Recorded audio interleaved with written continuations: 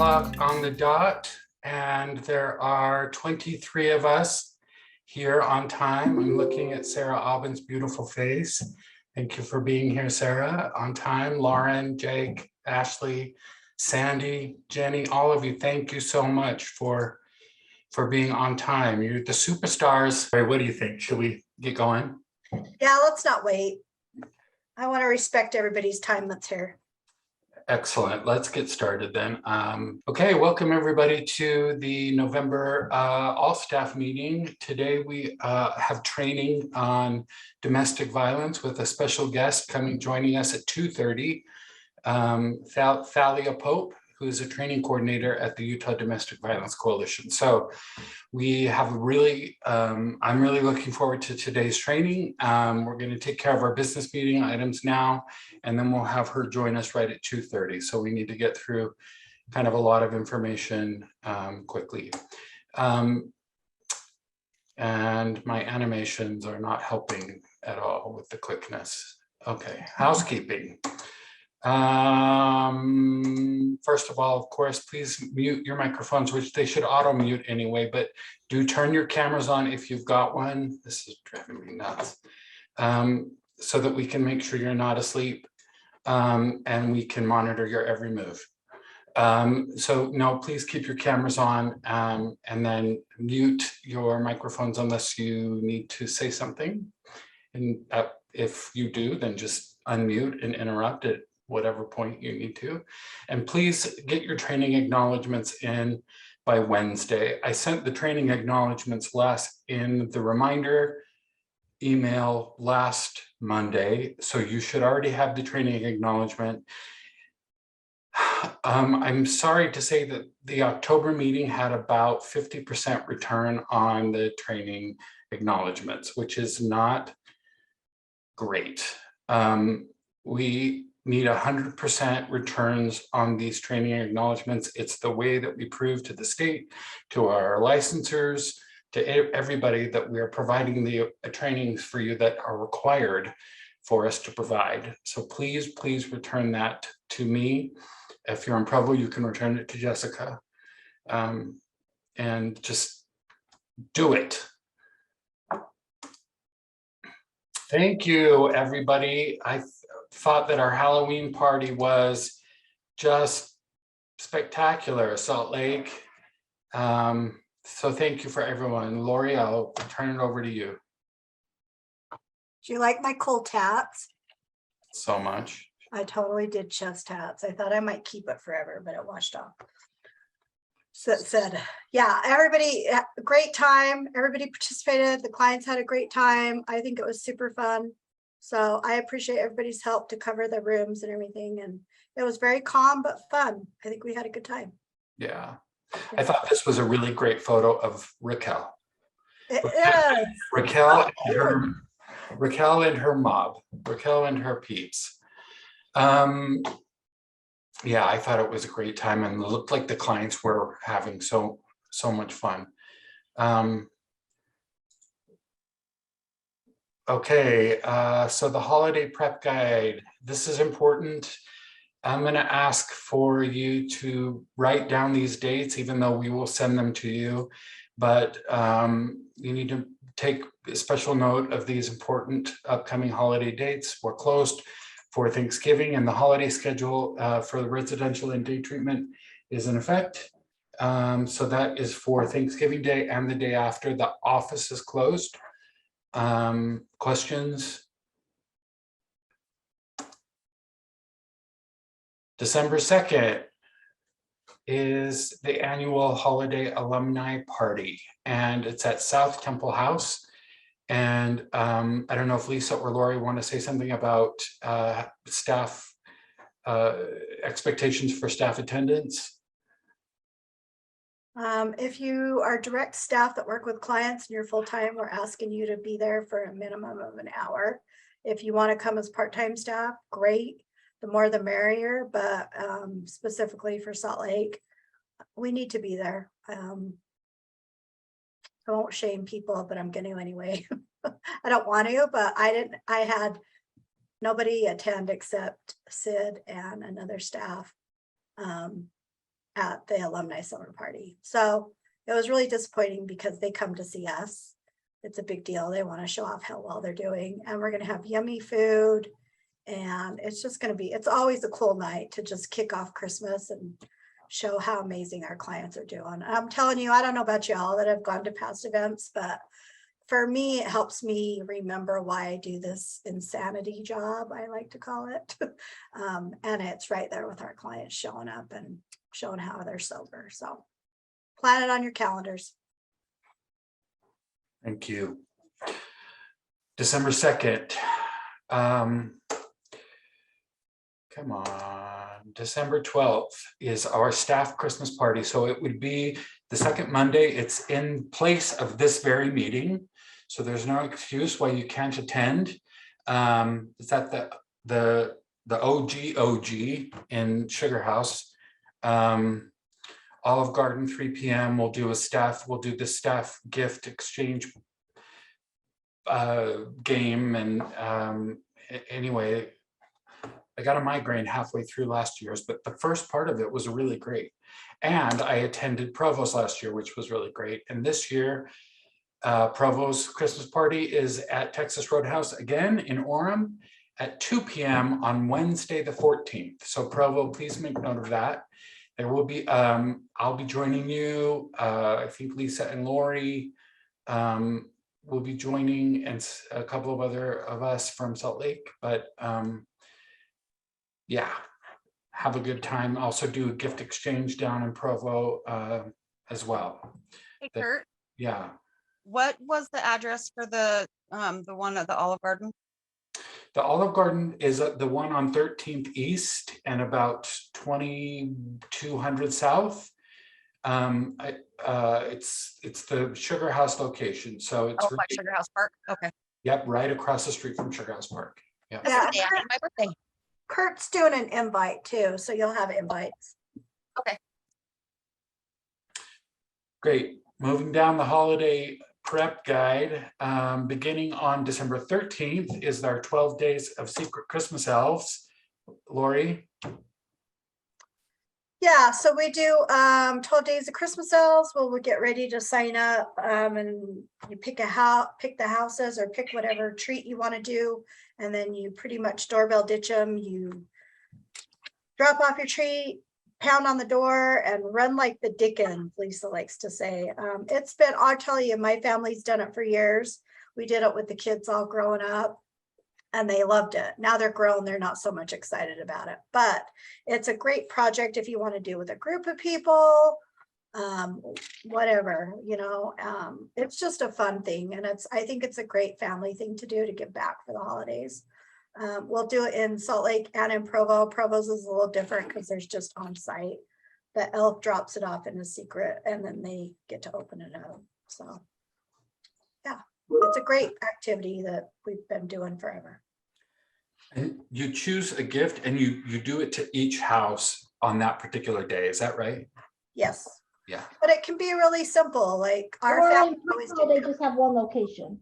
Yeah, we always did cookies and cocoa. So my mom made her famous chocolate chip cookies, and we did cocoa marshmallows. So it can be something. Well, what I've tried to do so they don't get inundated with sugar, the last few years I've tried to do one day of treats and one day of an activity. Like one time, there's been people that want to do Christmas ornaments, so they get those clear Christmas ornaments, and then they get to figure out, they have a little activity to decorate those.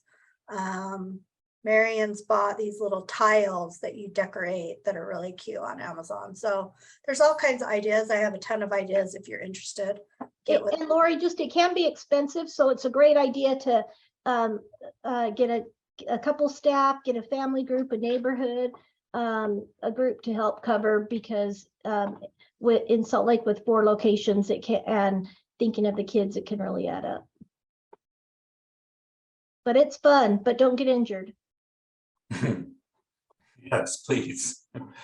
I'm going to say no workforce comp claims from December 13th through the 25th.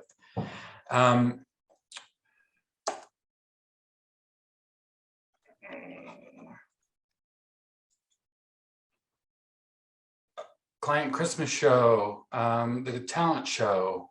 Lori, back to you. Yes, that will be at the 21st. We're trying to get the church again. So Rourke's working on that. He was calling over there.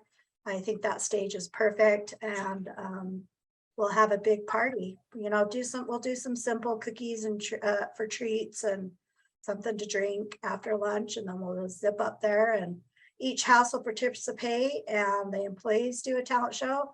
So we started talking about what we want to do for the talent. So I want to get together if people want to participate on that. If people want to do their own talents, very open. It's just a fun time. The choir will sing a couple songs, so it'll be a good time. We have a good time every year. What time will that be at?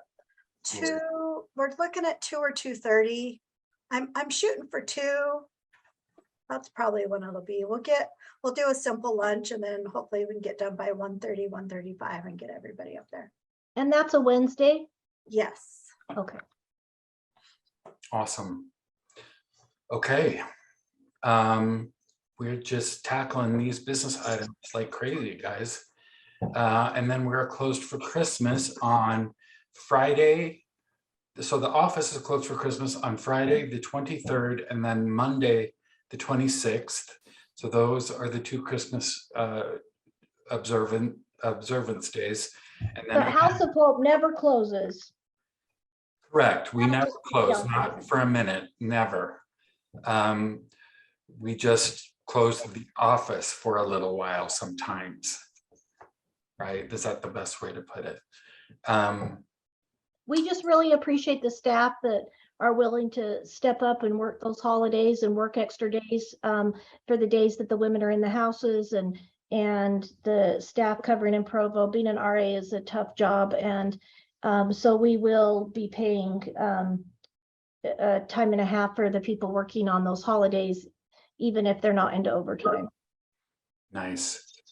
I mean, they always deserve it, but round of applause for our RAs. They're just so incredible. So we are moving on to some more housekeeping items. Oh, good. It's time to introduce new staff. I am going to turn the speaker over to Allie. I think if she wants to go ahead and introduce Provo's new staff. I would love to. So we have, Lynn is not a new staff. She has been in the RA position, but she is now our newest child development specialist. And then Megan Ferguson is our other new child development specialist. So they get to spend time with the kids all day. And then Brenna is our newest recovery assistant, and she is great. And we love all of our new staff. Welcome, welcome you guys. I hope you're on with us, and welcome. We're so glad to have you on our team. Go Team Provo. Woo! We've been a little slower up here, but I will turn the time over to Katerina to introduce Valerie, if she'd like. Valerie used to work with us doing overnight shifts, and she has decided to come back, and she's working one of the hardest shifts we have here. 10 hours is the overnight shift, so I'm really grateful for her help. Thanks, Katrina. So welcome, Valerie. We're so glad to have you back. We knew you'd come back. Welcome. And now, oh, my favorite part of the all staff meeting, it's time for the hoodie ceremony for those that have had their first anniversary. And what? You guys? This was rigged. Wait a minute. I'm so thrilled. I can't tell you how much this really, thank you so much. Only a year? It seems like a lifetime. Wow, Roseanne. Wow, that really hurt. Congratulations on making it here a year. Well, Are you the only one that's been a year this month? yep. All right, well, we got to do the poem, right? Well, I've read it several times. We can if you want. Yeah, it's tradition. Okay. Now I got to find the poem. Okay. Lisa, do you have it? All right, it, Lisa. Are you gonna do it? Marianne, where's the gong? I have the gong. All right, let's do it. You've gotten older. Oh, wait. Kurt, you've changed, you've grown, you're looking older. You seem so much wiser, healthier, bolder. You've been at House of Hope a year, but it seems like you've actually always been here. So we honor you the best way we could with the one and only House of Hope Hood. Once you've worked here, you will find something has changed in your heart and mind. It wasn't easy. You cursed and cried, but you made it through. You endured and thrived. You made mistakes, which you had to repair. You had to learn to trust the process here. You've had the help of your trusty team. Now a year has passed just like a dream. Gong. Oh, Okay, she's muted. we need to practice because You think? the gong is just off. Marion? You have to unmute, Marion. Fail. I've heard the gong multiple times and I'm pretty sure it's through this. Okay, It's this not. is- Okay, there we go. That's not a gong, but that works. Okay, sorry, I was muted. Okay, go. Okay, gong yourself and I'll continue. Okay. Now as you go forward in the life you choose, usually when you get gong, doesn't it mean you have to leave? No, this is a good gong. I'm crying. That's how much I'm laughing. Now as you go forward in the life you choose, there's something you will never lose. It's the laugh, it's the tears, it's the client's face. When she finds her truth, nothing can replace. The feeling that there is something greater than you, a spirit of hope, a long-term view. There we Thanks, Marion. Now you may move on in a year or two, but House of Hope will never leave you. No, you won't forget, for you are stronger, and we hope you'll be with us much longer. But a part of you will always be here, where you worked, where you grew for the whole last year. Now say what you've learned and make it sound wise. Per arduous ergo, through adversity we rise. Yay to Kurt! Thank 1 you. year. Gong. 1 year with fancy balloons.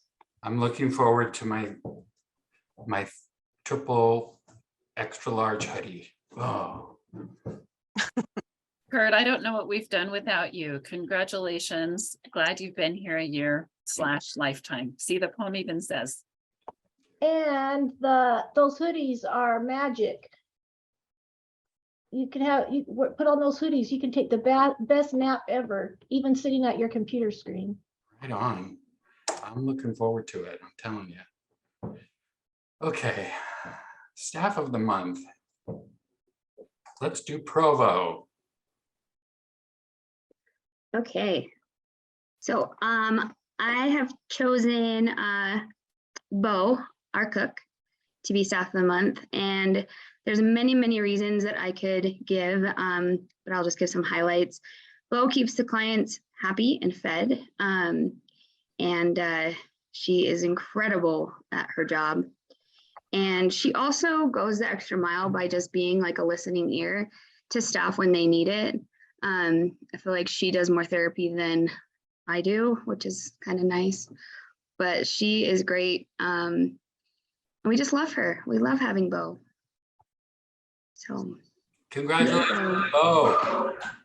Congrats.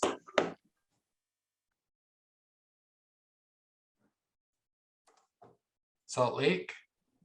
Katrina, you want to go? Yeah, I guess that is me. And I picked Allison Wilson. She is one of our case managers here. And I chose her because she's always so positive. She always has a smile on her face and she's always willing to help out. And then I've seen her, she goes the extra mile for the clients. Even when they stop her in the hall, she's always willing to stop and answer their questions. And even after hours, if she hasn't met with a client, she'll stay and meet with them to make sure that they're getting the support that they need. And I know she's very accountable. She holds her clients accountable, and she's just very reliable and dedicated to House of Hope. And yeah, she's just doing amazing. And so I think. Yeah, Allison, you are a rock star. Yes, congratulations. Is there another one, or are we moving to manager of the quarter? No, there's another one, the manager pick of the month.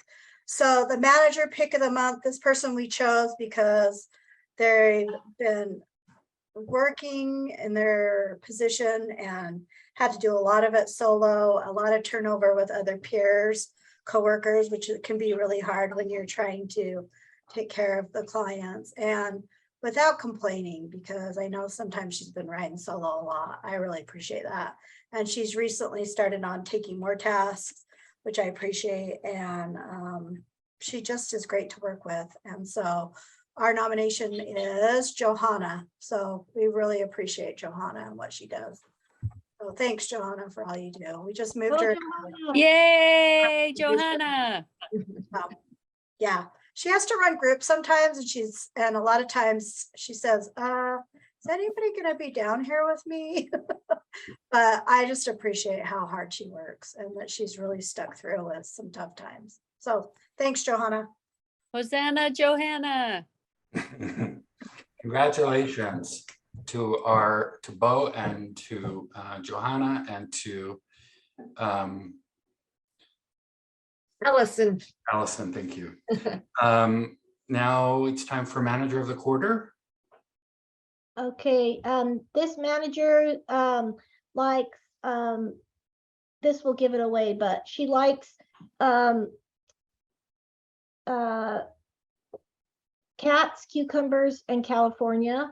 And she likes some raw cucumbers, but cooked cats. But she's been at House of Hope for 6 years. If she had my job, the first thing she would do is put in employee swimming pools. And it's Erica, our director of outpatient services. She's a master planner, collaborator, and problem solver. When you ask her team what they like, they just bring out all kind of, it's like a thesaurus. She's actually worked as a case manager and therapist in residential and outpatient, and is currently the clinical director of outpatient services in Salt Lake City. She's especially good at follow-up, compassion. She's calm in a crisis. She's creative, and she can plan your wedding with her eyes closed for a small fee, a large fee. I actually think it is. She's positive, proactive, and makes sure that the outpatient program and the rest of us operate smoothly. She steps up, keeps up with notes and deadlines, and she's exceptionally good at modeling good self-care and plans regular vacations. And that's really healthy, especially because she plans ahead and has everything taken care of. So she's definitely made our program better, and it's been an honor to watch her grow over the years. And I just want to say congratulations. It's been an honor to work with you, Erica. And you are the manager of House of Hope's fiscal year 23 second quarter. Thank you. I appreciate that. I love how you started cucumbers, California. It's very true. Thank you very much. She could have said raw cucumbers. She could have said she eats cucumbers like a banana, and that would have gave it away, Erica. That is also true. No need to cut it. Just eat She's it. the only one I've ever seen walking around eating a whole cucumber. So I don't have time to cut them. Well done, Erica. Congratulations. Thank you. That's just well deserved all around, I think. My space bar is not working. We talked a little bit about, we talked at length about the EAP in our last all staff meeting, and we asked, I've asked Margaret if she would share an experience that she had, and then anybody else that has had an experience in the last month that would like to share, please speak up. But just our EAP is super cool, and we really want you to use it. And so, Margaret, can you share your experience? Yes, thank you. So I have a life-changing event coming up. So I thought I would just look at the EAP and see what it had. So Kurt sent us that amazing email. I clicked on the link. I signed up. I answered a couple of questions. and it sent me to the area that I wanted. And I received articles, videos, tools. I even received an advisor asking if I would like a free 20-minute consultation with them. It was really, really well done, thorough, super easy, and very, very efficient. They got back to me literally within an hour. It was really, really cool. It's that Magellan Healthcare. Kurt sent us an email, had a PDF document, the links on that, or you can call the phone number. I didn't call the phone number. I did the link instead, did it all through their website. There is just a plethora of information there in all different areas. I chose stress management, self-care, and budgeting, and it feels almost limitless how much there is available to you. So I would advise give yourself 5 minutes, at least 5 minutes, because there's a lot, but it's good stuff. It's really, really good stuff. So Margaret, you contacted them only twice and they got you a spouse? I wish it was that easy. No, they're helping me with some other areas that I'm growing from. I'm going to be a real live Brady Bunch here in the next month. So I just wanted to get trying them out. Professional advice, and I got some great professional advice. So it's a huge benefit, a huge asset to us as employees. And it's so many different areas that you can look into and find so much information. Thank you so much, Margaret. And it's for all staff and it's free. Yeah, I mean, I think one of the coolest things about what House of Hope has done here is that it's full-time, part-time, no matter, you're just a member of the staff, you get this benefit. And that's really cool. And one of them was the budgeting. I really focused on budgeting, and I couldn't believe it. And I've done the Financial Peace University. I have done that. And the budgeting that they gave me was super helpful, and I'm actually using it. I'm using the template that I received. So no, it was really beneficial for me. Thanks, Margaret. And we paid for it, so we want everyone to use it. Yep. We don't really have time for any other experiences, but thank you very much, Margaret. And just please, everyone, take advantage of this great benefit. Very quickly, Cami, just Culture Corner real fast. Yes, this week was Transgender Week. I know that they brought it up in group this morning, but just wanted everybody to be aware. Another thing we were working on was the grateful wall. So anybody who had their gratefuls that wanted to be hung up so we can look at them every day. I can still try and get those hung up if you want more. We added a person to our Cultural Awareness Committee. That is Maddie, which is really great because she can help incorporate all the things we're doing with day treatment. So we're so glad to have her. And last was the great holiday things we have coming up, but Kurt already went over those. So that was quick. The one thing I want to jump in on is it's Native American Heritage Month. So Sarah and I were talking about maybe having one of our clients in particular might be interested, or maybe not more than one, to do some presentations on that with everyone. So I thought that'd be cool too. Thank you so much, Cami and Lori, and to the entire Culture Committee. All right, it is time for me to turn the meeting over to Thalia, who I hope has joined us by now. Are you with us, Thalia? Or Thalia? All right. Yes, and it's pronounced Talia, but all good. I'm so sorry. I am so sorry. That is terribly embarrassing, but it's all, the desk is all yours. I'll stop sharing my. Perfect. Can I get access to screen sharing? I do not currently have that capability. Oh, you really don't? How do I give it to you? Okay. Looks like I might now have it. Okay, perfect. Looks like that has been modified. So, okay, is everyone seeing my screen? I've got you guys in front of me off cameras, and then I'm pulling up the chat right now. So if you give me a thumbs up emoji reaction, or just a thumbs up in your camera, so I can see. Okay, awesome. Seeing lots of thumbs up, and just pulled up the chat as well. So perfect. I will be talking to hopefully you guys as opposed to my screen over here.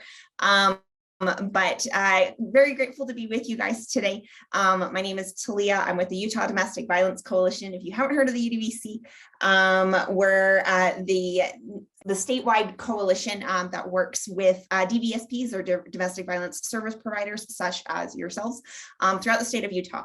And we partner with you guys to do lots of different things, including advocacy, awareness raising, training, partnership outreach, and information clearinghouse. So if you guys are willing to kind of give me a bit of a pulse, kind of an attendance / pulse check, I'm going to drop this link into the chat. If you guys could just kind of quickly take this for me, it should take you maybe 2 minutes. You are welcome to fill that out while I'm going through kind of like our intro slides and stuff like that. And since I know that this is being recorded and will be distributed afterwards, if you're watching this on the recording, please also fill out this form as well. This will give me an idea of who's attended this training.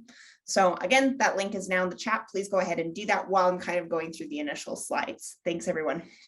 Let me see, pause. Okay, so my name is Talia. As I said, I'm the training and education coordinator for the Utah Domestic Violence Coalition. I have a very multidisciplinary, interdisciplinary background. I did EFL or English as a foreign language teaching abroad. I've worked at a mental health organization, children's advocacy programs. My degree was in English as well as, and I had some minors in like computer programming, graphic design, things along those lines. I take a lot of pride in my multidisciplinary background, and hopefully it makes discussion a little bit more interesting. I'm not going to presume that everyone here in the room has been in this field forever, but because I know I myself haven't, and those fresh faces and those fresh voices can bring a lot of change to an establishment as well as improvements, as well as the voices who've been here for a while and have kind of figured things out. Alrighty, these are kind of the objectives of our what we're going to be covering today. I've got you guys for about an hour and a half until 4 o'clock. So if any of you do not have access to the slides right now, if you guys are just like tuning in via audio, please let me know in the chat or kind of please let me know in the chat and I will read the bullet points for accessibility. Otherwise, I will kind of assume that everyone has access to the slides. I won't just read every bullet point. You guys can kind of just skim as I chat through things. All right, we're going to breeze through some legalese and kind of definitions of domestic violence. So in Utah, you guys should know that abuse and domestic violence are not synonymous. They're not quite interchangeable, at least legally. So abuse is going to be fair physical harm or actual physical harm. Whereas domestic violence is going to be that physical harm when it involves two cohabitants, okay? So that begs the question, what is a cohabitant? Who qualifies for this? In Utah, we're going to slide through some like legalese. You kind of can skim through the bolds part. Here's slide 1, here's slide 2, and here's the summary. I'm just going to give you guys broad strokes.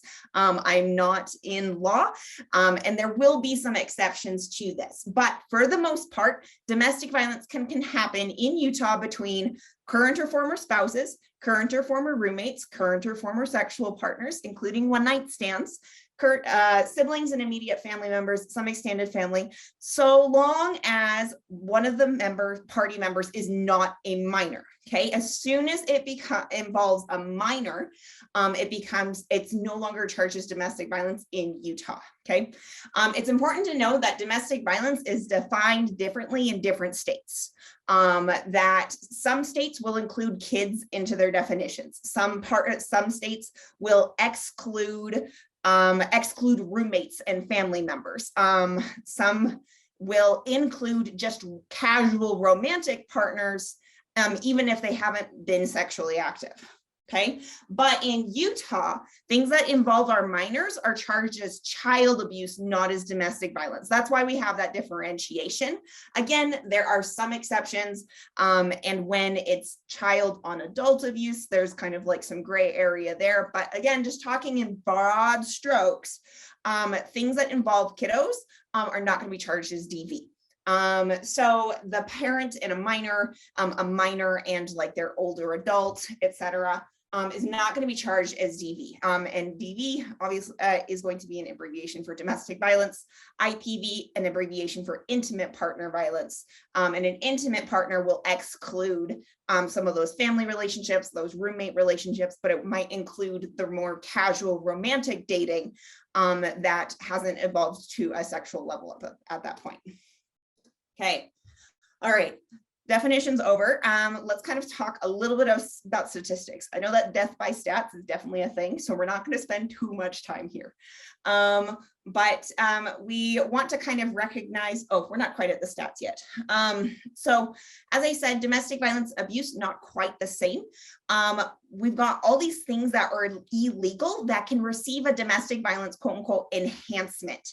Okay, so all the things that we don't really want to be doing can become enhanced to a domestic violence degree if it involves cohabitants. Okay, I do want to point out a couple of things that we don't really think about sometimes as illegal and therefore can be enhanced as DV. But this includes harassments, so people blowing up your phone, multiple phone calls, multiple texts, someone distributing your information online, non-consensual distribution of intimate images. That's where your revenge porn comes in. If someone is trying to stop you from getting medical aid, whether that's physically stopping you from leaving the room, taking away your cell phone, even just kind of giving you a glare and intimidating you into like, that what's going to happen look, that is preventing you from seeking an emergency aid is illegal. And again, if it involves cohabitants, can be considered domestic violence. Voyeurism and stalking, we kind of, when we hear the word stalking, we tend to think of voyeurism, but they're actually two different things. So voyeurism is going to be that non-consensual recording or watching of someone in a moment of privacy.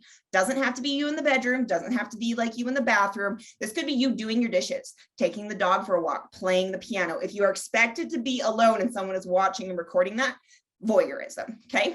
But we tend to think about voyeurism, that peeping Tom, when we say the word stalking, but stalking is a little bit more than that. We typically have like a longer presentation that we point people to when learning about stalking because it's important to learn about. But I'm going to give you 2 slides kind of as a summary. Again, we're kind of going for broad strokes today. So stalking is actually a very, very big umbrella category. As I said, we think about voyeurism, but actually stalking is 2 or more times when someone gives you unwanted attention, harassment, contact, or conduct, okay? And that 2 or more times when someone causes you to fear for your safety or suffer emotional distress, okay? This can involve indirect actions, third parties, technology, etc.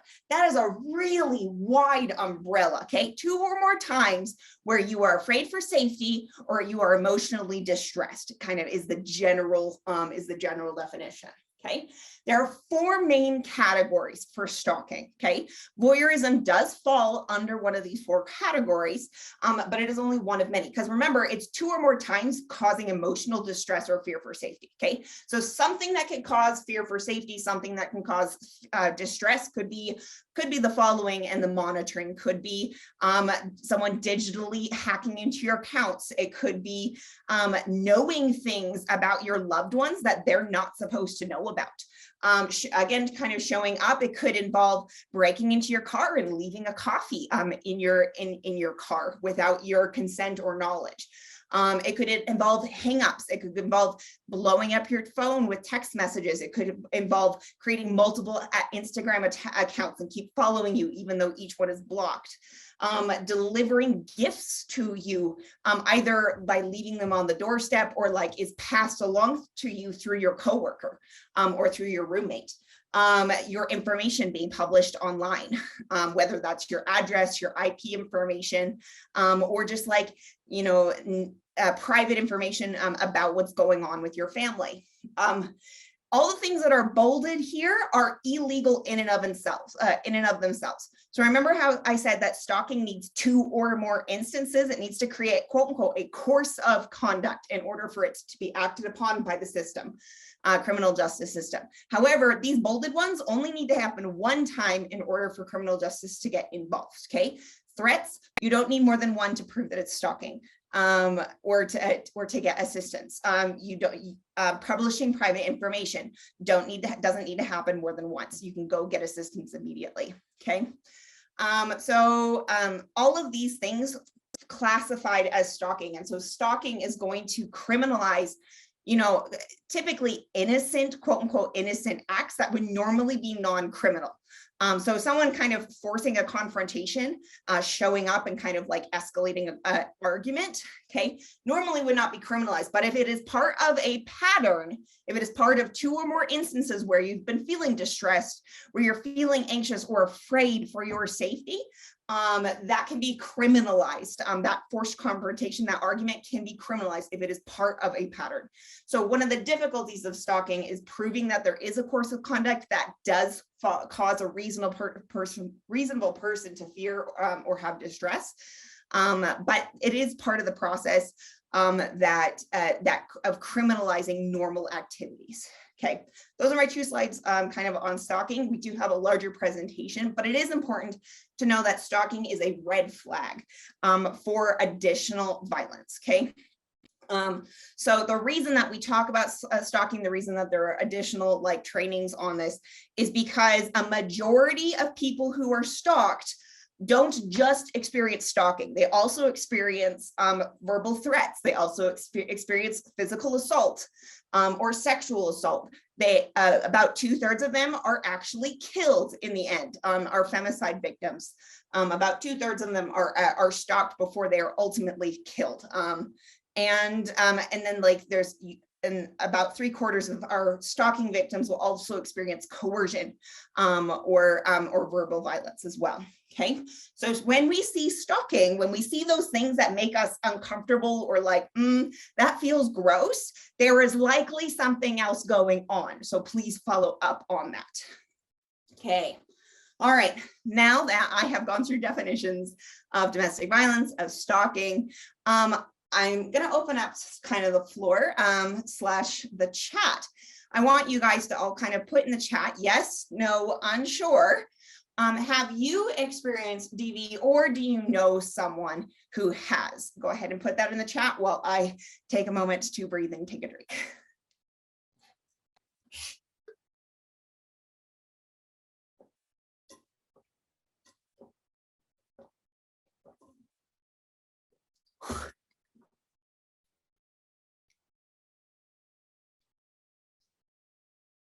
Okay. All righty. Stalking statistics are pretty different between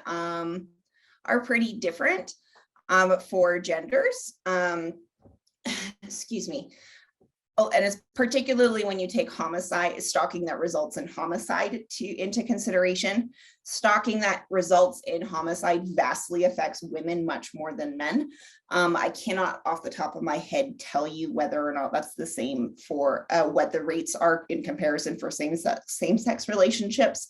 But there is very much a difference. We do know that that stalkers do predominantly tend to be men. Regardless of whether a victim is currently in a same-sex or mixed sex relationship. Alrighty, I am seeing a flood of yeses in this chat. And I've probably taken this training to probably close to 36 organizations by this point. And all over the state of Utah, I've trained over 1,000 folks in the year that I've been working in this role. And usually it's this training that gets brought to the table. And predominantly the answer is yes to this question, regardless of whether I'm giving this training to a DVSP, whether I'm working with a business, a local business, whether I'm working with university students or a sorority group, The answer is predominantly yes. I can probably count on one hand the number of folks who said no or unsure. Okay. So the reason I bring this question up is as we kind of go through the next hour and a half, as you guys continue in your guys' work, I want you guys to take a look at the people on the camera next to you. I want you guys to take a second look at the people you live with, go to church with, go to school with, your bosses, your employees, the people who work at the cashier, the people who cut you off in traffic, and understand that in Utah, everyone has been affected by this issue. That the people on the screen next to you have been personally hurt by domestic violence, or they know someone who has been personally hurt by this. That the people you're interacting with on a daily basis have either been affected by this or know someone who has. And I hope that it will give you a more gentle and compassionate approach to working with each other and interacting with the people around you, to know that this is this big of an issue throughout the entirety of the state, that we will be a little bit more inspired to be compassionate with each other and be willing to have this conversation, aside from mandatory work meetings, okay? Because everyone deserves to have healthier, happier relationships. And collectively, we are all impacted by it, even if we're not necessarily talking about it. So thank you for your vulnerability, being willing to participate in that little poll. Okay, we're gonna do, here are the stats that I promised. So where is it happening? We're gonna take a look at it on a national scale, then a statewide scale. Okay, I really want to iterate that not only just from this like little selective population survey that we just did in the chat here, but the nationwide data really indicates that domestic violence is common, that more than 12 million people are affected by IPV, that national averages are 1 in 3 women, 1 in 4 men who have experienced either rape or physical violence or stalking by someone they considered an intimate partner. Okay, that someone that they deeply, intimately trusted ended up abusing them in one of those 3 ways. Okay, we want to acknowledge the large percentages of dating violence, that of the usage of domestic violence hotlines across the country. And that 20% of all violent crime, things that we don't necessarily associate with domestic violence, like robbery, aggravated assault, simple assault, rape, sexual assault, okay? 20% of that is related to domestic violence in some way, shape, or form. Also, our murder-suicide rates are deeply interconnected with IPV. About 2/3 of murder-suicides are involving intimate partners. And I've seen statistics elsewhere that are even higher than that. Okay. And then even our stalking, the actual stalking exposure rates are higher, but about 1 in 6 and about 1 in 19 men have been stalked to the point where they thought someone was going to die or get seriously injured. Okay. So that stalking wasn't just like existing, but it got to the point where someone was afraid of harm. These are going to be higher. These kinds of rates are going to be higher for our Black and Indigenous people of color. You can kind of see our quote unquote baseline rate of white non-Hispanic women as they're in the 3rd column of 1 in 3. That's kind of what that is closest to our average of these various groups. But our Black non-Hispanic women experience rates of rape, physical violence, and or stalking by an intimate partner at a rate of 2 and 5.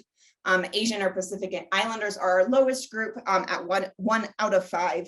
American Indian or Alaska Native experience it at 2 or 5 rates. And our multiracial women experience that at a rate of 1 and 2. We also want to acknowledge that other aspects of our identity besides race and ethnicity matter. We will pause to kind of note that Native Americans and Native American women experience sexual violence at extremely high rates. Their 1 in 3 isn't rape and or physical violence and or stalking. Their 1 in 3 is just straight up sexual violence. That 1 in 3 Native American women have been raped, and about 90% of the IPV that occurs against Native Americans are by people of other races. Okay, so I will kind of pause and point out that particular statistic, but other aspects of identity also matter, whether you are able-bodied or disabled, whether you are an immigrant, whether you are transgender, what your educational status is.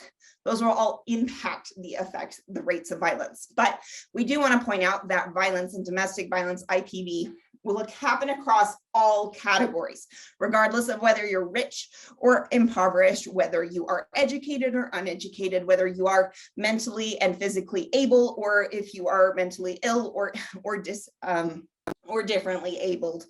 Across all categories, domestic violence is happening. And it isn't going to be it cannot be pointed. One of those things cannot be pointed to as the quote unquote cause for domestic violence because it is just so widespread. Okay, zooming it in from a national level to a statewide level, our rates are about the same as our national statistics. Okay, rather it's about 1 in 3 women and 1 in 5 Utah men instead of 1 in 4. We want to really acknowledge that our homicides are particularly interconnected with domestic violence. About 20% of our homicides here in the state of Utah are connected to IPV. And between 2009 and 2016, we had about 44 kids who either saw an IPV homicide, heard the homicide, or discovered the body afterwards. I'm sure you guys have talked about ACEs or adverse childhood experiences. If you haven't, I'm sure you will talk about that in this profession. But adverse childhood experiences such as observing or discovering a homicide of your parent is definitely going to be considered one of those traumatic events that will affect you throughout your lifetime. We also want to acknowledge that domestic violence is not a short-term problem. The average length in Utah of a relationship when someone is killed by their partner is 8 years. The people you are working with are going to be in this for the long haul. It takes about an average of 7 times, as I'm sure many of you have heard, to successfully leave a violent relationship. And that 7 times is not going to be all crammed into 7 months. It might be spread out over years. And then after a relationship is left, our increase for stalking happens increases afterwards, which again takes this out to a much longer, period. Okay. Here are some sources if you want to screenshot and kind of plow through some fun packages of data for yourself. Okay, your turn. I'm going to take a break and take some water again. I want you guys to unmute, spit it out, raise your hand if you want to, dump them in the chat. I want you guys to just kind of brainstorm really quickly, rapid fire. What are some common beliefs about domestic violence? No right or wrong answers. Go. That men don't experience it or experience it at a much lower rate, but you know, it's not true. Absolutely. Okay, what else? Somehow the woman seems to bring it on or cause it. Yeah, absolutely. She's the one who causes it or triggers it. Yeah, what else? The abused partner should just leave. It's not hard, just leave. Yeah, not hard. Just do it. Okay, what else?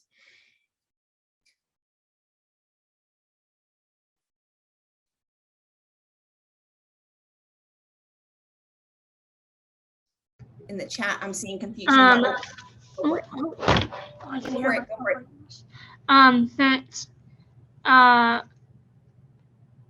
like emotional or verbal abuse isn't as bad as physical. Absolutely. Okay, seeing in the chat, I've got there's confusion about red flags and how dangerous they are. That DV happens because the woman is a pushover, that it's your fault for staying in a violent relationship, that DV is always physical, that men are only perpetrators and not survivors. What else are some common beliefs about domestic violence? They just have an anger management problem. Excellent. What else? This idea that somebody should stay and wait for it to get better, or that it'll get better. Okay, yeah, that it'll just go away, that'll get better. I heard a little bit of crosstalk. Who was the other person there? That like religious people don't do it. Like he's a church going man, he wouldn't do this. Right, excellent. Yeah, their status either with the religion or with their employment or with just their community standing, they're too good of a person to be able to do that. Good people don't use violence. Okay, what else? It's not that serious, you know, he just stalked her a little bit. Yeah. Yeah. Not a big deal. Let's see. In the chat, we're seeing people can change behaviors only a couple of weeks, especially if they just say sorry. It only happens to certain kind of people. They didn't mean to hit you. They didn't mean to hurt you. Excellent. That stalker isn't really that dangerous. Yeah. Excellent. Yeah, stalking isn't that dangerous. It's just annoying. It's just an inconvenience. It's innocent. It's okay. You can't be raped by a partner or spouse. Excellent. Okay. I want you guys to continue thinking about these myths. I'm going to highlight a couple of them, but you guys have already talked about them, and the reason we do this exercise is that you guys can come up with a much more comprehensive list than what I can put onto one slide or even 100 slides. So here's a couple of things that I just wanted to highlight that sounds like a lot of you are already aware of. Okay, one, domestic violence is not uncommon or rare. Okay, I hope the poll amongst our group, I hope the statistics that we've just reviewed help clarify that this is a common, frequent issue. Okay, I hope that we have clarified that it's not just a family matter or a bad relationship. There are systems in place that make this easy to do or make it normalized, and that when it is this common of an issue, there's something more going on than just simple family dynamics. Okay, this idea that it is caused by domestic violence is caused by alcohol, drugs, poverty, mental illness, or anger issues. Okay, those things can certainly exacerbate domestic violence. Okay, however, they do not cause them. It's very important to kind of pull those separately when we're talking about domestic violence. And kind of differentiate between them, because we have lots of people who self-medicate, who are impoverished, who are mentally ill, who have anger issues, who do not resort to violence. And we have lots of people who use violence who do not self-medicate, who are not impoverished, who are not mentally ill, and do not have anger management issues. While they can certainly exacerbate each other, and there is a correlation in between them, they are not causation. They are not caused by one or the other, and it's important to differentiate that fact when we're talking to folks. All right, we've got this bullet point that is provoked or deserved by the victim. And like, I think this is a fairly intuitive kind of talking point, especially for those who've been in the field. But we have a lot of idioms in our language that inherently incorporate the idea of victim blaming. Oh, well, if you lay down with the dogs, you rise up with the fleas. Sounds like you dug yourself your own grave. Like, we have lots of phrases that might come into our mind or affect our mindset when we are talking with a victim, or when we're talking about a victim. Or even when it's not about a victim, but it's just simply about annoying behavior, or it's about rude behavior, or unpleasant effects.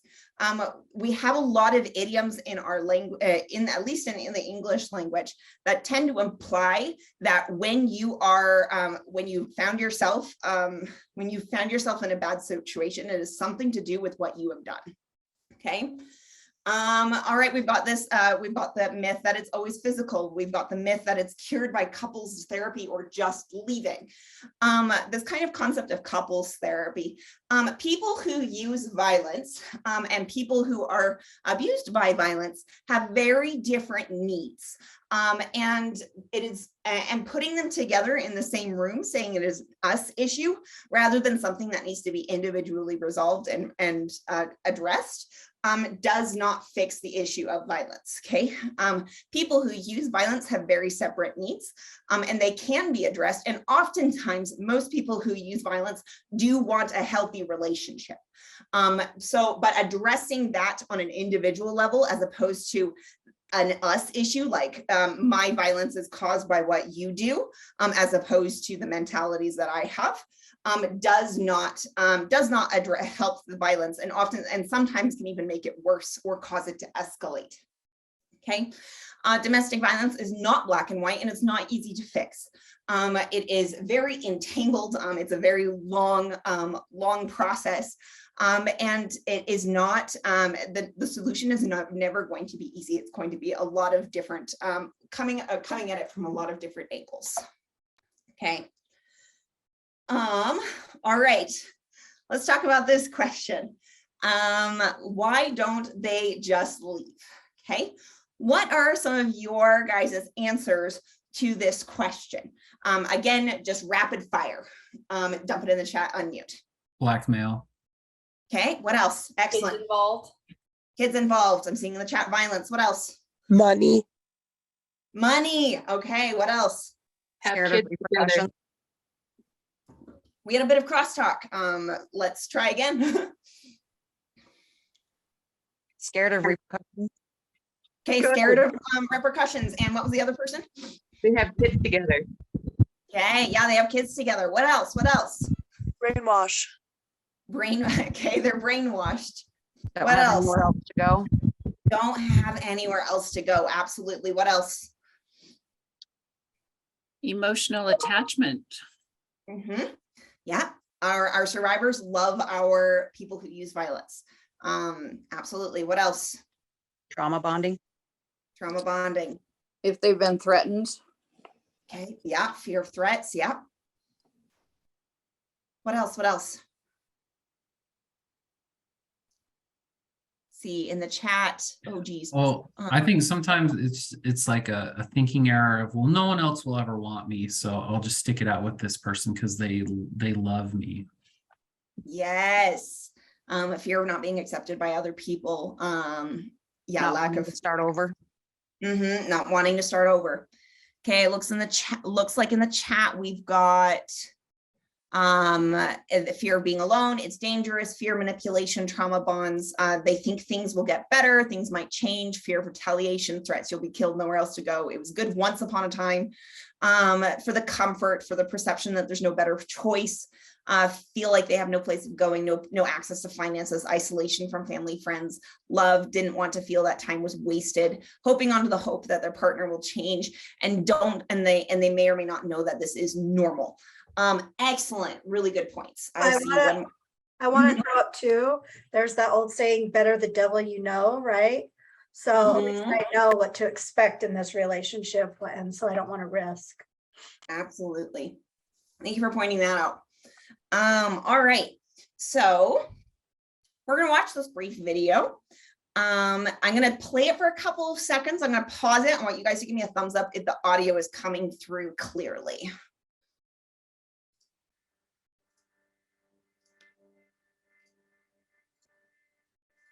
Okay, did you guys hear a little bit of sound?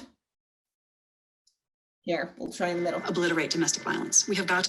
Did you guys hear that? Yeah, seeing some thumbs up. Okay, perfect. I'm gonna make this full screen. Alrighty, and here we go.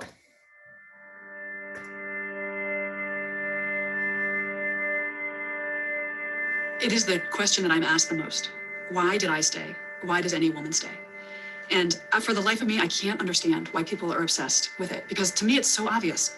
Why does anybody stay with somebody that they love? You know, we've all been in relationships that, even if they weren't abusive, we're not working any longer, and we all stay far longer than we want. And you stay for the same reasons. You stay because you love the person, or you love what you used to have, or you're trying to take care of your children.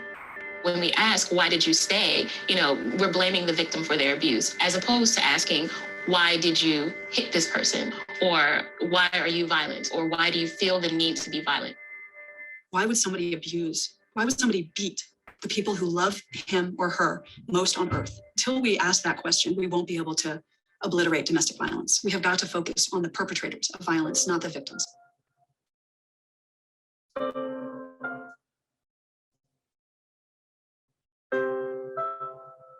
It's cliche, but he really was Prince Charming. He was very kind and sweet and nice. I left what I was doing to come and be with him, and I was alone with him. I didn't have any friends or family in the area. I couldn't find a job, so he paid bills, and so we got into an argument, and that's the first time that he hit me. He actually threw me up against the wall and started to choke me. And I didn't really understand what was happening because he was not that person all this time. And so when he finally let me go, I thought it was something I did. I wasn't thinking to run. After we got married, it didn't stop. It just got worse and worse and worse. And I felt like I was trapped. At that point, we had moved from where we were across the country again, and I was further isolated. I didn't have any friends or family. And essentially, he still was the breadwinner. I was dependent on him. So if I left, what was I going to do? Where was I going to go? How was I going to take care of myself? I felt like no one would understand, and I felt like no one would care. The first full-out physical attack was 5 days before the wedding. Part of me knew I had to leave him right then, that I couldn't marry somebody who had done this. But then this other part of me said, but wait, it was one time. And I told myself he'd never do it again, that I was sure he was very sorry, and I didn't leave. I married him. He stayed with this guy. Yeah, I didn't have a choice. I mean, he told me, and I also, that's the part that always so interesting to me. It's like, the standard question: why did you leave? Why did you leave? Why did you leave? Well, he was trained by the United States Marine Corps to hunt people down and kill them, and he told me if I left, he would hunt me down and kill me. That's why I didn't leave. I used to pull what he would call my disappearing acts, and that would be I would, get the boys and get out because it just was getting too intense. But I would always go back because at least I knew where he was. At least I knew the routine. I knew what to expect. But it's a terrible way to live, to always be looking over your shoulder. He didn't start out with being abusive. He started out with being incredibly sweet and incredibly attentive and incredibly thoughtful and incredibly kind and saying things to me that no one had ever said and paying attention to me in ways that no one ever had. And I was really taken by it. One of the reasons why we stay is because the behavior is such a drastic change from the person we met in the beginning. And we're constantly looking for the man in the beginning instead of concentrating on the man that is in front of us. Once I understood that, then I made the decision, I gotta go. This is not the same man I married. I mean, I love him, but he's gonna kill me. With every violent moment, I felt further connected to him in this kind of twisted way. I felt that, we had this secret that bound us together and that this was something big and we were working on it. And so we had to stay together until we worked it out. The violence got to a point where I realized that I could die. I had to create a plan. I had to figure out where I was going to go and how I was going to get there and who I was going to reach out to for help if there was any. I was scared. I was afraid that he would find me. I was afraid that he would be so angry that I left, that he would come after me. I couldn't just get up and walk away. And it was the most terrible feeling to know that I could leave and I still couldn't leave because I was bound by this psychological trap that I thought was love, that wasn't love.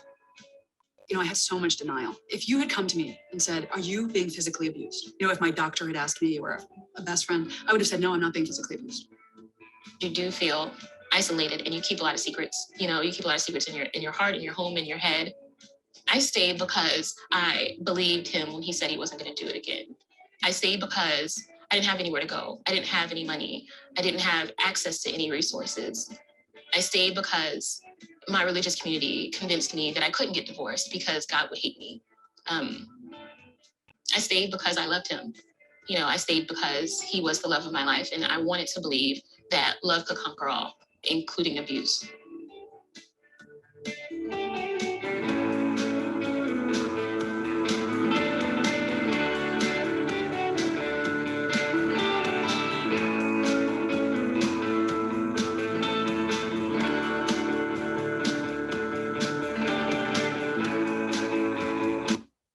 Alrighty.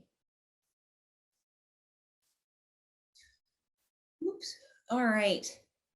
Okay. So I mean, I think from the videos, kind of examples from the discussion that we were having a little bit earlier, prior to the video, there are so many reasons why people stay in a violent relationship, and all of them are valid. And that means that when we are working with survivors, it's important to kind of address what is most important to them and kind of work your way down, because there's going to be multiple reasons that are preventing them. And that's kind of part of, and we'll kind of talk more about the power and control wheel and how different tactics are used whenever one is no longer working. Another tactic will oftentimes be used to put additional pressure. But there's so many reasons why that question is kind of not particularly helpful. Okay, but we also really want to point out that right before and right after leaving is the most dangerous time for a survivor. That is the most likely time where it's going to escalate to further violence. And it's the most likely time where a survivor is going to get killed by their partner. So sometimes staying in a violent relationship is actually safer, and we really want to respect that. We also want to acknowledge that another very dangerous time is right after being served a protective order. So right after a protective order is served, right after or right before leaving, very dangerous times where lethality is likely to occur, or at the very least escalation. So if someone was stalking a partner, that relationship is broke, that stalking might escalate to physical violence, or it might escalate in types of stalking, or it might escalate to homicide. Okay.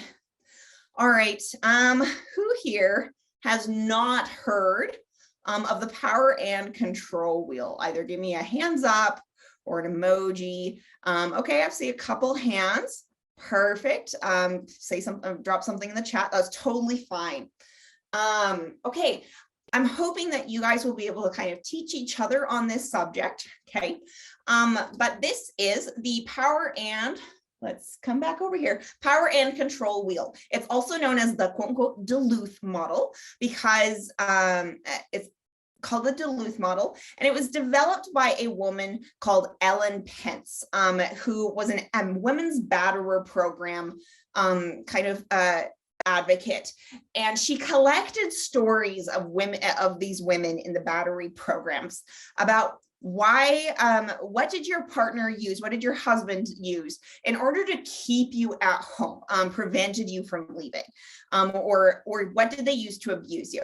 And this was the model that she came up with. It's not comprehensive. She consolidated down to a fewer number of spokes on the wheel, just for simplification. And I do want to point out that this model is frequently misread. Okay, this is Ellen Pence said that abusers don't actively want power and control and therefore use the actions, tactics, strategies around the wheel, but rather they use these different tactics and spokes on the wheel for different reasons that create the result of them having power and control in the relationship. Okay, so when you are reading this model, it's outside in, a cause on the outside, effect on the inside, not the other way around. Okay, professionals who work with abusers say that many abusers really want a healthy and loving relationship. And this model is not, while it is the most commonly used model for talking about violence across the country, it doesn't account for mutual violence, and it doesn't account for the desire of abuse, people who use violence for loving and healthy relationships. Okay, it doesn't account for reactive, mutual, or situational violence. So I just kind of want to put some caveats that this is an inherently limited model, like all models are, but it is the most commonly commonly used one in the field of domestic violence. Okay, particularly for one-directional violence. All right, so we've got about 10 different types of violence here: intimidation, emotional abuse, isolation, minimizing, denying, blaming, using children, using privilege, economic abuse, coercion, and threats. And then around the circle, the threat of physical and sexual violence makes these inner spokes on the wheel that much more high stakes. Okay, so I want you guys to kind of read through these, and which ones would you kind of like to spend some time talking about? Which of these red flags are you kind of hazy on, or might want, or have an example about that you'd like to share? Or which ones would you like me to kind of explain a little bit further because you're confused, because it doesn't make either it doesn't make sense or you'd like some extra clarification. Okay, we've got using privilege is a little hazy, totally fine. Anything else?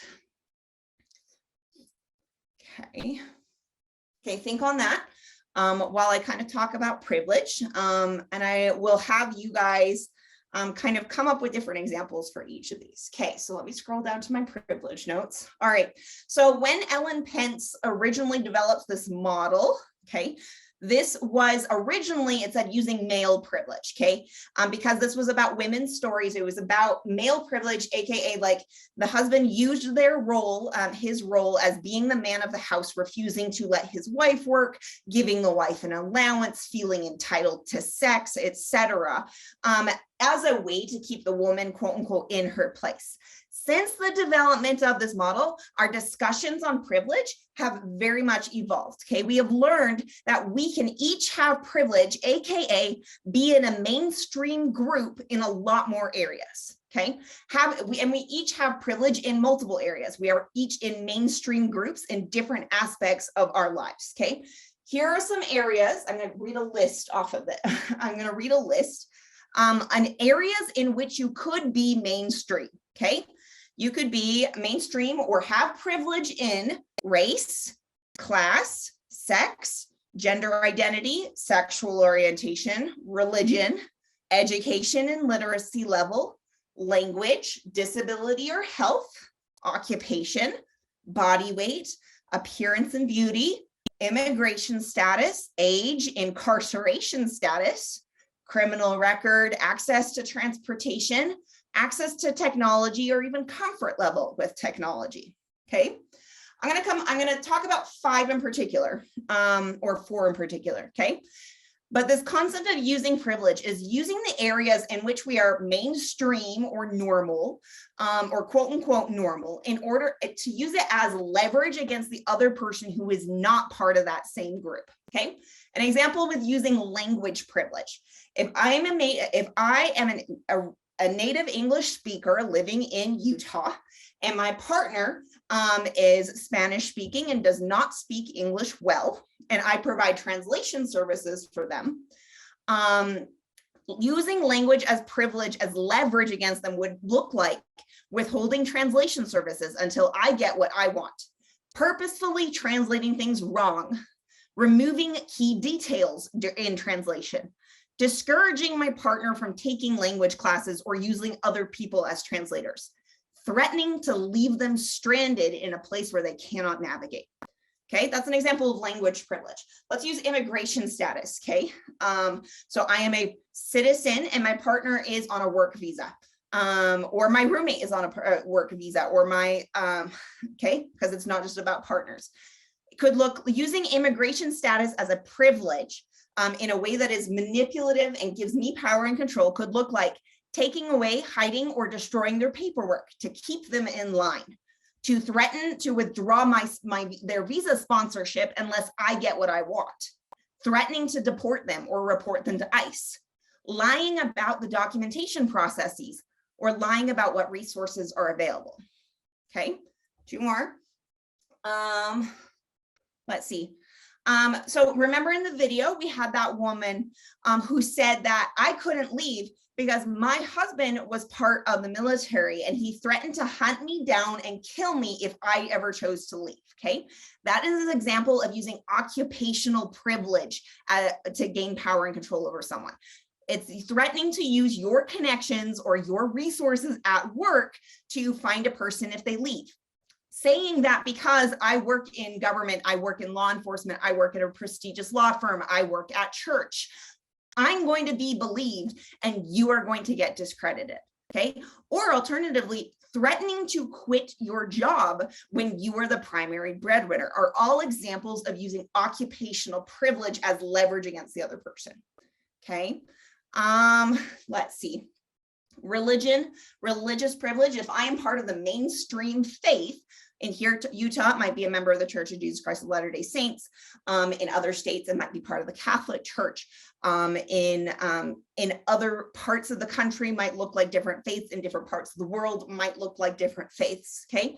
Insulting or making critical comments about the other person's religious or spiritual practices, preventing or discouraging them from practicing, using religious beliefs as leverage to manipulate or pressure them, saying, you know, if you leave, you'll ruin this family, not just now, but in eternity. You're never going to achieve, you know, this religious goal if you don't do what I say. You are supposed to obey your husband according to this religious practice, et cetera, okay?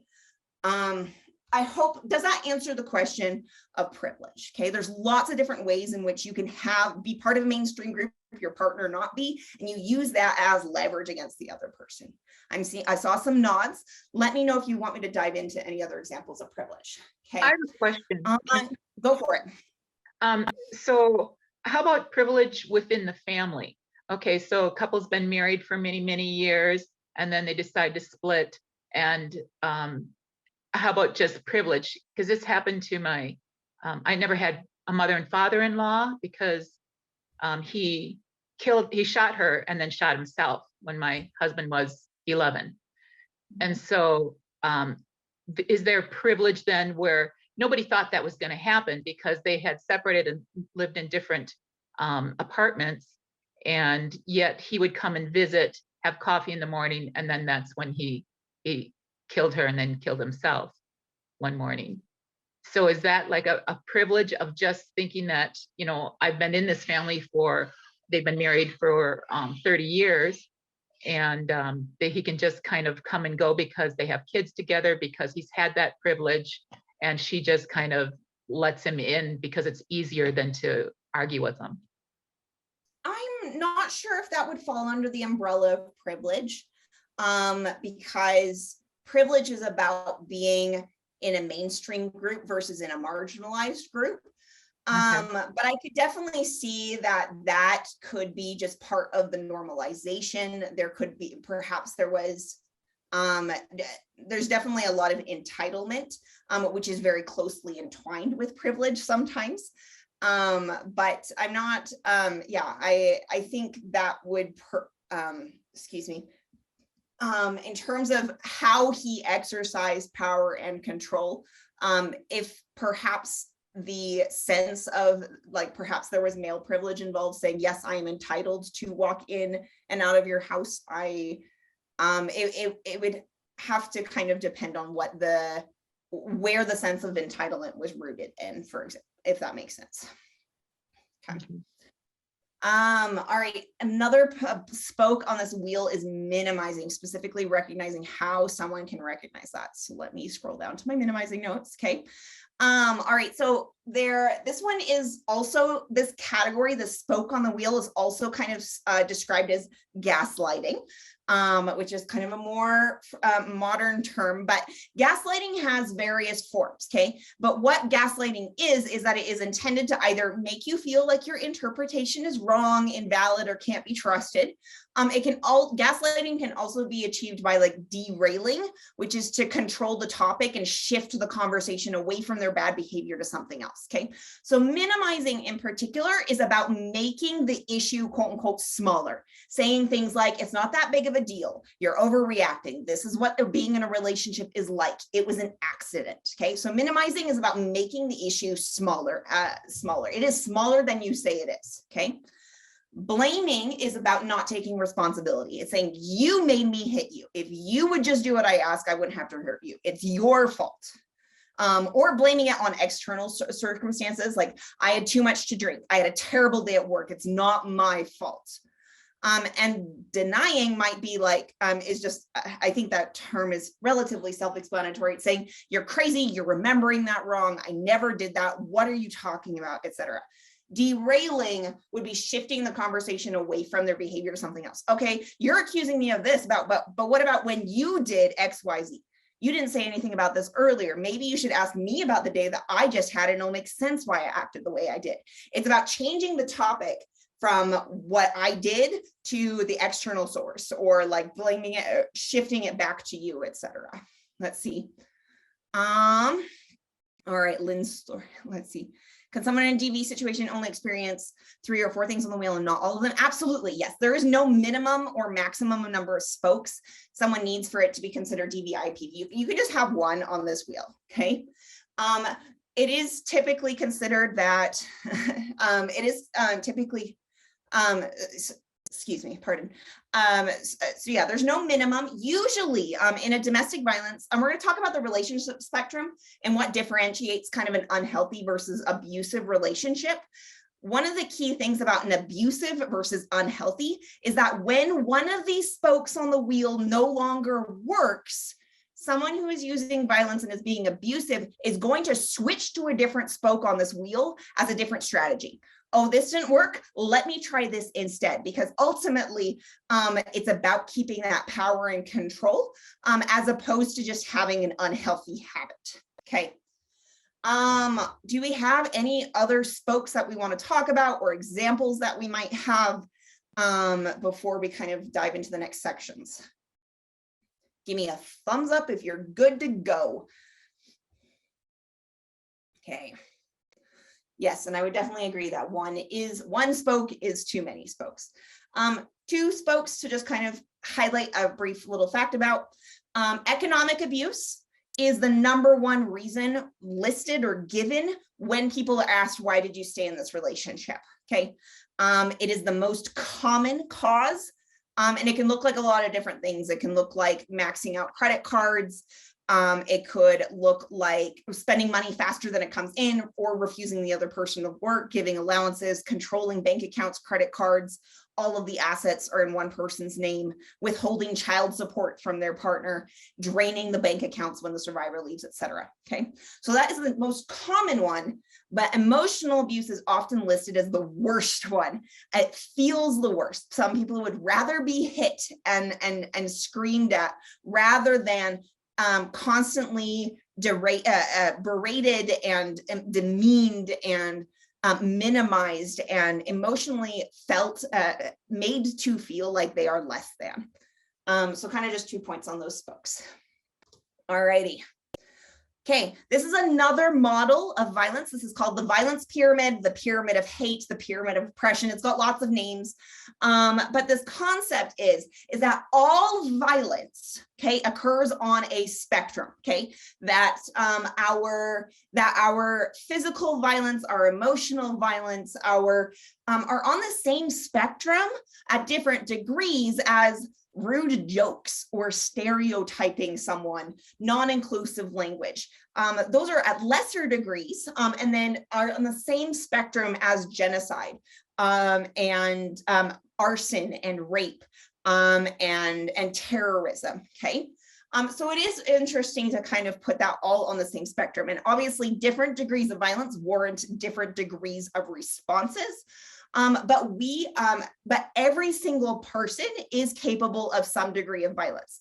Oftentimes we have used some forms of milder violence, milder degrees of violence.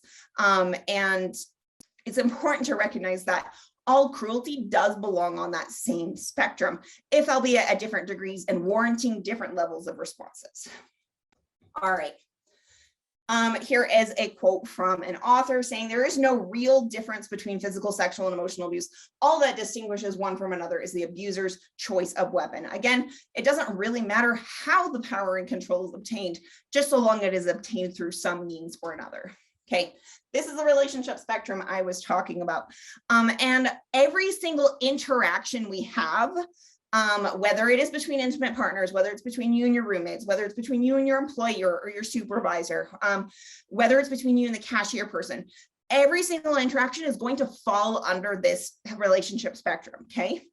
And hopefully most of your interactions fall under the healthy category. That's what we want for, that's what I want for you guys as advocates, and that's what we want for our clients as survivors, okay? But this concept is that everyone deserves a healthy relationship, and that when we are in the yellow and purple categories, our goal is to shift us towards this healthy category. Again, similar to the pyramid of violence, it puts everything on the same spectrum, albeit at different degrees.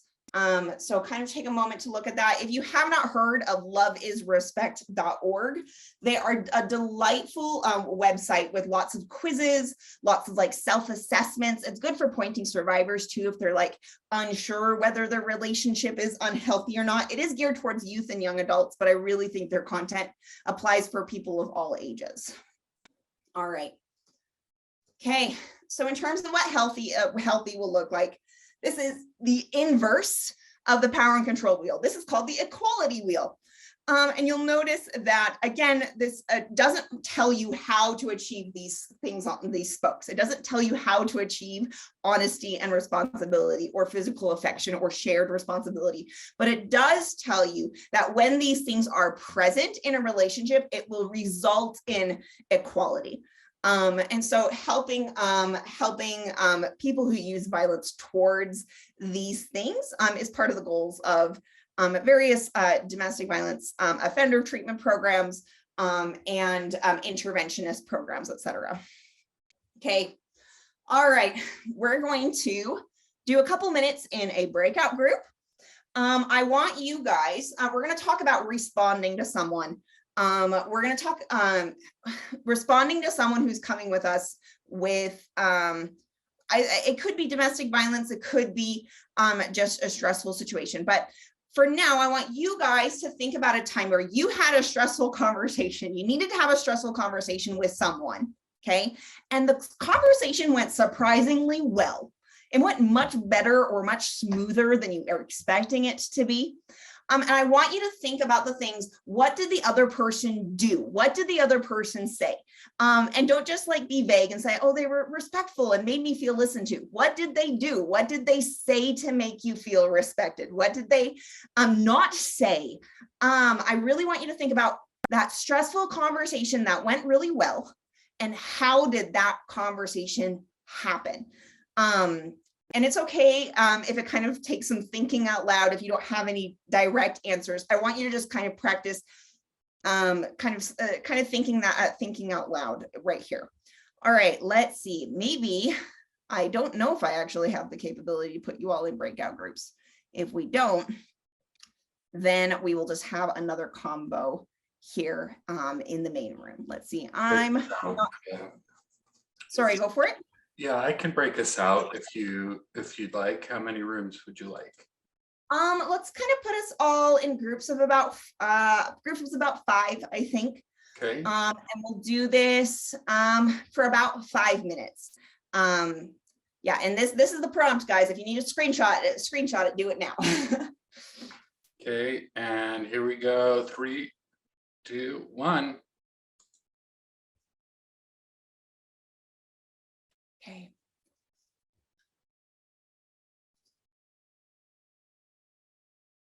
Okay, I'm not seeing it. Is everyone else seeing it? Breakout groups? No. Okay, shaking heads, no. Oh, really? Oh. Mm-hmm. open all rooms. How about that? Does that do it? There we go. Okay. Excellent. Okay. Come back at 3:40, 3:43.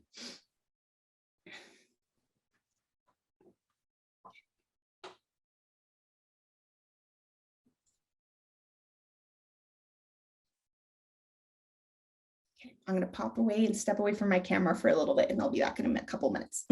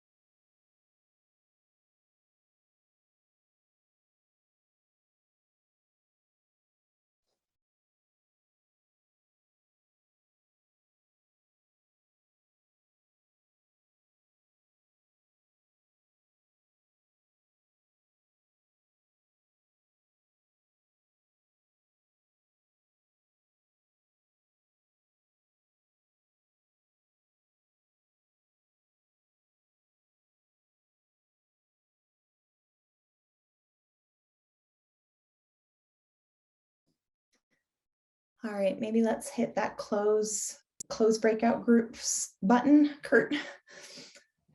So it'll auto close in another minute. Thank you.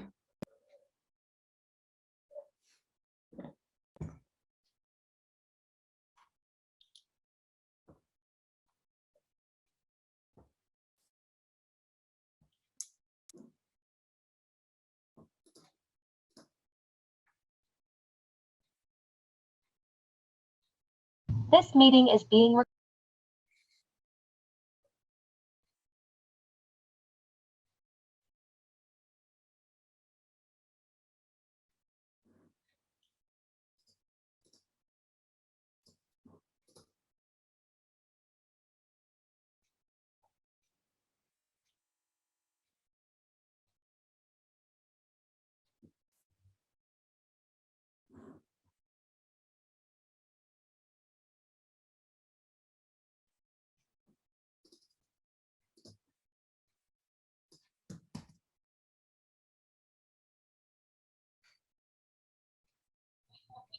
Is this are we back to normal?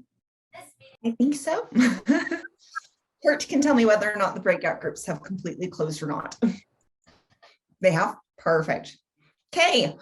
All right. We're not going to spend too many minutes on this, but I want you to drop in the chat or rapid fire. What were some things that you guys talked about on what made those conversations like safe? What made them stay calm and like go well? Kelly, I see that you have unmuted. Listening, not being judgmental, being somewhat sympathetic, and really looking at them face to face, making sure that you're engaged so they know that you're hearing what they say. Perfect. Yeah. Engagement. I've heard a phrase that says people are listening to see if you are listening to your responses more than responses to what they say rather than like the actual words. So like they're reading a lot more body language as opposed to like actual words. I'm definitely paraphrasing that, but thank you, Kelly. What else? What are some things that we pulled away from our conversations? Something I mentioned is, I mean, I guess it happens a lot more frequent, doing like group and individual therapy, is sometimes when someone's really elevated and really upset and frustrated, not matching their tone initially and just responding more calmly. Because sometimes if they're elevated and I'm elevated, then it can kind of boil over. And so if someone's really upset and frustrated, I'll just be like, okay, thank you. All right. And I think it catches them off guard, but I think at the same time, it's just like kind of like taking the boiling pot of water off the stove to let things just kind of simmer. Yeah, not matching someone's temperature can be really key. Let's see, in the chat, we're seeing, let's see, timing, doing it in therapy as opposed to kind of a more casual conversation. I'm using I feel statements, other person taking responsibility, both sides having compassion. I'll say that asking for each other's sides is also key. Timing of conversation, honesty, checking biases, not making assumptions of the other person's intentions. Absolutely. Active listening, repeating back what you're hearing, coming from a place of compassion and curiosity. I love the word curiosity. Reflective listening, asking questions to make sure that they understand you, validating, not immediately reacting. Prefacing that what I'm about to say might be stressful or might cause an emotion, and stating what I need from them, like a deep breath before responding. Excellent. Agreeing to disagree, that each is entitled to different viewpoints. Excellent. Anything else that someone wants to add before we talk about the next little bit? Anything else that they feel from what they heard from their conversation? Sorry. No. Okay. All right. I presume we're all good. All righty. For the next little bit, we're going to be talking about, I want you guys to be thinking about how these people who helped you feel safe, you can do the same tactics, do the same things, say the same things that helped you feel safe in a otherwise stressful situation. You guys it sounds like you guys have already kind of talked about it or saw where the application was going. So I'm gonna, let's see, we've got here. So this is one of my favorite models of talking about emotional safety and talking about how to have good conversations with people, even when people are stressed. If you've seen Maslow's hierarchy of needs, most people are most familiar with the bottom tier, this physiological needs of like, let's serve you some food. Let's ask about how you've slept. Let's get you a drink of water. You're overstimulated. Let's get you to somewhere quieter. Okay. But then we've got 3 emotional needs in the middle. Okay. We've got emotional safety, which is feeling safe. And we're going to talk about that a little bit more. But then the sense of love and belonging, or the sense of connection and feeling seen. And then this esteem tier. This is the tier where problem solving happens, where problem solving and troubleshooting and skill building, all of that happens here on this third tier. And sometimes we're really inclined to jump to this third tier and say, let's learn how not to yell when we are angry, rather than starting from the bottom and working our way up. And saying, yes, it is okay for you to be angry. Let's validate that emotion, make it valid. I see your intentions here. I validate your intentions and recognize you are not intending to harm. I believe in you as a person. And then moving on up to the third tier of like, at the same time, I would like to not be yelled at. How can I assist you in not, how can I can either step away or is there something you can do to not, to kind of bring down your own temperature? So kind of starting from the bottom and working our way up is really key when working with people in crisis. Or really working with any person, regardless of crisis or not. This is something that I use as a fundamental building block for any interaction I have, whether it's with my roommates or my family members or my coworkers, etc. Okay, so let's talk about this bottom tier of emotional safety, because this is what you should be falling back to before you get anything else. Their need to feel safe. How can you help the person across from you feel safe with you to make mistakes, feel safe to feel negative emotions, feel safe to be themselves, feel safe to be open and honest with you, feel safe to be making the final decisions. This need to feel safe needs to be addressed before any other tier. Okay, well, aside from the physiological. Okay, so we are going to do an introspective exercise. I want everyone to grab a paper and pen. Or pull up your notepad or whatever, because every single one of us is capable of improving the way we make other people feel safe in a conversation. All of us are capable of improving that, whether it's a more casual relationship or a more professional one. Okay. All of us are capable of improving. So I'm going to go through 3 slides. Okay. On the left-hand side are phrases that we might be guilty of thinking or saying that are not trauma-centered. Okay, they are not trauma-informed. Okay, but on the right-hand side are things that are more trauma-centered. They are more victim-centered or client-centered. Okay, I want you to pick at least one thing from the left-hand side of these slides. You don't have to pick one from each slide. If you do want to, you're more than welcome to. And then I want you to pick at least one thing on the right-hand side that you would like to either incorporate more into your conversations with folks or replace that kind of not so great thing with. All right. Do we all understand the exercise? Give me a nod or a thumbs up. Okay. All right. For the next 3 minutes, we're going to be pretty quiet. We're just going to go through the slides. I want you to pick at least one thing on the left-hand side you're kind of guilty of. Pick at least one thing on the right-hand side you would like to incorporate more into your conversations. Here we go. Oops, we've already done that one. Okay, talk less, listen more. All right, we might be guilty of lecturing, minimizing, or fixing the problem. What that might sound like is, you know better than that. What are you upset about? It's possible you're overreacting. That doesn't match what I've seen. I've never seen them act like that. I'm particularly guilty of fixing the problem, saying, have you tried XYZ? Or what you should probably do is XYZ. The way that I see it, some possible solutions could be, let's not get there. Problem solving is on that third tier, not the emotional safety tier. So what some things you could maybe replace these with is affirming and validating. But what does it mean to validate? Things like, no, you're not crazy. It makes sense to react that way. No one deserves to be treated like that. I believe you. Thank you for sharing that with me. It is okay if you don't want to. Please write down the specific phrase as opposed to the overall general category, okay? What does it mean to point out their good intentions? Saying you want the best for your relationship, period. You're doing your best with what you've got, period. Notice there's no but after that, okay? Slide 2. Maybe we're guilty of asking them how they handled it, saying, well, why didn't you say XYZ? Or what did you say to them? Why didn't you try such and such? Maybe we're guilty of blaming or accusing. Well, you doing XYZ probably wasn't helpful, or you knew what you were getting into. Why are you still with them?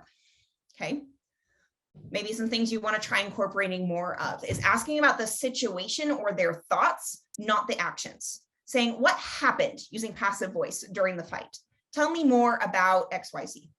In that moment, what was your thought process? Using passive voice, saying what happened to lead to this, as opposed to active voice, why did you do this, can be really helpful to talking about the situation overall and making it about us versus it instead of me against you. Okay, we talk about active listening a lot. What does that sound like? What can you say? It might sound like, would you tell me more about that? So what I'm hearing is XYZ, is that right? I see and hear that you are fidgeting with your hands, not looking me in the eye, which suggests to me you're feeling uncomfortable. Is that correct? What's on your mind and what else? This one is one of my favorites. You literally just repeat the question, what's on your mind? What else? What else? What else? What else? Until they've run dry. And then you can kind of move up to those problem solving tiers. Okay, last slide. Maybe we're guilty of making it about ourselves. Well, when I went through a similar experience, or I'm so sorry, I don't know what to say. I think you're wrong, but we're agreed to disagree. Agreeing to disagree can definitely valid, maybe not at this particular stage in the conversation. We're saying, I don't want to hear about this, okay? Maybe we're prone to correct or to teach them. Well, actually, is a big key term. Well, you probably shouldn't or should do that because XYZ. For your child's safety, you should probably know. Again, it's important it is okay to correct or to teach, but after you've established emotional safety. This is not the tier to be doing correction or teaching at. Okay, what you could do potentially instead is focusing on them, asking them, what is your perspective? What is on your mind? Could you help me better understand what you're feeling or what happened? What would you like to focus on right now? Clarifying your intentions. I love this strategy called a contrasting don't do statement. Okay, you notice that they're fidgeting, you notice that they're uncomfortable, you notice that they're getting heated. You clarify with a don't do statement. Look, I don't want to make you uncomfortable. I do want you to be able to talk at your own pace. I don't want to suggest that you deserve that. I do want to understand what happened. Why are you both there? Put that in the do statement. All right, I hope you have found this exercise helpful. All of us are capable of improving our emotional safety. What we're going to do is kind of review some resources. We've got about 5 minutes. If you have any questions, let me know. Let's see, because I know you guys have 4 o'clock as a hard stop. Okay, so you guys know that you guys are domestic violence advocates. There's different levels of advocates. There's systems-based, community-based, and there's also going to be educational, military, and religious. All of you guys have different roles. And whoops, that was, and you guys can each help where the survivor is already located. There are 16 domestic violence service providers throughout the state. You can find where other service providers are at this link below at udvc.org/resources. There's an interactive map there that allows victims to kind of scroll through, get contact information for the various DVSPs. And obviously, as you guys, as a DVSP, understand that you guys offer much more than just shelter services, which is why we call them DVSPs as opposed to shelters. Okay, a couple of slides for resources. We've got the Utah Domestic Violence Coalition, which I'm a representative of. There is our website. You guys can take screenshots as you wish. But we've got our link line, which is the statewide domestic violence hotline run by the Utah Domestic Violence Coalition. If we do not have someone available to pick up the line, it redirects to the National Domestic Violence Hotline after 2 rings. And they also have chat and online texting and chat online chat services. Love is Respect is one of the resources I talked about earlier. This is where the relationship spectrum comes from.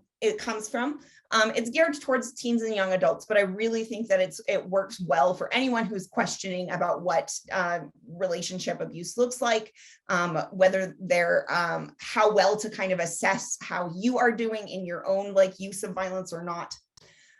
We have our sister coalition at UCASA, which specializes in sexual assault, recognizing that that has its own considerations to take in.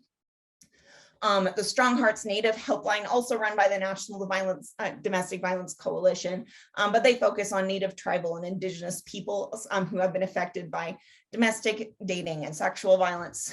And then the National Network to End Domestic Violence is for you guys, is for advocates.